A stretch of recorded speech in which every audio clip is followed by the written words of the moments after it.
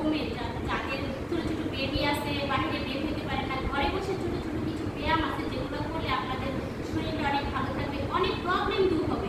যেমন আমার আমার অনেক প্রবলেম ছিল, গ্যাস্ট্রিকের প্রবলেম ছিল, আমার হাই প্রেশার ছিল, ডায়াবেটিস ছিল। আল্লাহর রহমতে এখন আমার সব কিছুই একদম একদম নর্মাল, 100% নর্মাল, একদম এত ভালো আছি আমি আলহামদুলিল্লাহ। এই জন্য আমি আর কি চাই যেন আমার মতো অনেকেই কিছু না কিছু উপকৃত হয়। আমি ওরকম ছোটো ছোটো কিছু টিপস আপনাদের সাথে শেয়ার